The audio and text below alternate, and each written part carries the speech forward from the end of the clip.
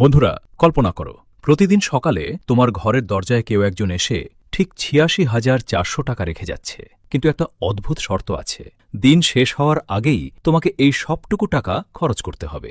যদি ১ টাকাও বেঁচে যায় তবে পরদিন সকালে সেই জমানো টাকা আর থাকবে না, সব হাওয়া হয়ে যাবে। তুমি কি তখন ১ সেকেন্ড সময় নষ্ট করতে? নিশ্চয়ই না।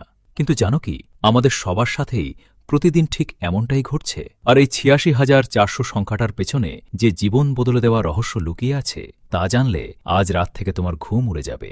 আসলে এই ৮৬,৪০০ কোনো টাকা নয়, এটি হলো তোমার জীবনের প্রতিটি দিনের বরাদ্দকৃত সেকেন্ড। প্রতিদিন সকালে যখন তুমি চোখ খোলো, বিধাতা তোমার অ্যাকাউন্টে ৮৬,৪০০ সেকেন্ড জমা করে দেন। দিন শেষে যখন তুমি ঘুমাতে যাও তখন এই সময়ের অ্যাকাউন্টটি আবার শূন্য হয়ে যায়। এটিই হলো আমাদের জীবনের প্রকৃত সময়ের মূল্য। তুমি চাইলে ১ সেকেন্ডও পরের দিনের জন্য জমা রাখতে পারবে না, আবার আগে থেকেও ধার করতে পারবে না। যা পাওয়ার তা আজই পেতে হবে এবং আজই খরচ করতে হবে। এখন একবার ভেবে দেখো তো, যদি কেউ তোমাকে প্রতিদিন এতগুলো টাকা দিত, তুমি কি সেগুলো ড্রেনে ফেলে দিতে, নাকি খুব হিসাব করে এমন জায়গায় খরচ করতে যেখান থেকে বড় কোনো লাভ বা সাফল্য পাওয়া যায়? অবশ্যই আমরা খুব হিসাবী হতাম। কিন্তু যখন সময়ের কথা আসে তখন আমরা কেন এত উদাসীন হয়ে যাই? আমরা কেন আমাদের জীবনের এই অমূল্য সম্পদ অকারণে নষ্ট করি? চলো আবিরের গল্পটা শুনি। আবির ভাবত তার হাতে অনেক সময় আছে। সে তার দিনের বেশিরভাগ সময় অলসতায় আর সোশ্যাল মিডিয়ায় কাটিয়ে দিত। একদিন তার দাদু তাকে একটি পুরনো ঘড়ি দেখিয়ে বললেন, আবির, বলতে পারো এই ঘড়ির কাঁটাটা কেন শুধু একদিকেই চলে? আবির একটু হেসে বলল, দাদু, সময় তো চলে গেলে আর ফিরে আসে না, এটাই তো নিয়ম। দাদু তখন গভীর গলায় এক অসাধারণ জীবন দর্শন শোনালেন।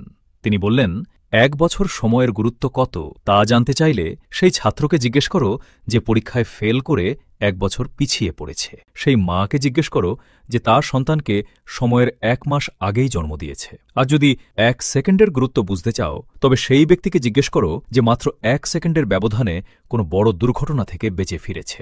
দাদুর এই কথাগুলো আবিরের মাথায় হাতুড়ির মতো লাগল। সে বুঝতে পারল সে প্রতিদিন তার ব্যাঙ্ক অ্যাকাউন্টে জমা হওয়া ৮৬,৪০০টি সোনার কয়েন বা সেকেন্ডগুলোকে অযথাই নষ্ট করছে। এটিই ছিল তার জীবনের সবচেয়ে বড় শিক্ষা।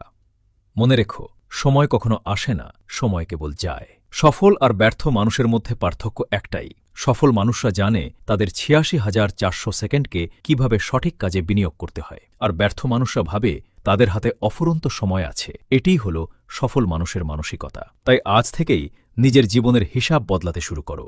কালকের জন্য কোনো কাজ ফেলে রেখো না, কারণ কাল শব্দটা আসলে একটা মরীচিকা যা কখনো আসে না। তোমার যা করার, যা হওয়ার তা এই মুহূর্তেই শুরু করো। এটিই তোমার জীবনের ঘুরে দাঁড়ানোর গল্প হতে পারে। দিন শেষে যখন তোমার অ্যাকাউন্ট আবার শূন্য হয়ে যাবে তখন তোমার হাতে কি থাকবে? একরাশ আফসোস নাকি বুক ভরা তৃপ্তি? সিদ্ধান্ত তোমার হাতে, কারণ সময়ের অপচয় মানেই জীবনের অপচয়। ওঠো, জাগো এবং নিজের স্বপ্ন পূরণে দৌড়াতে শুরু করো। তোমার স্বপ্ন তোমাকে ডাকছে।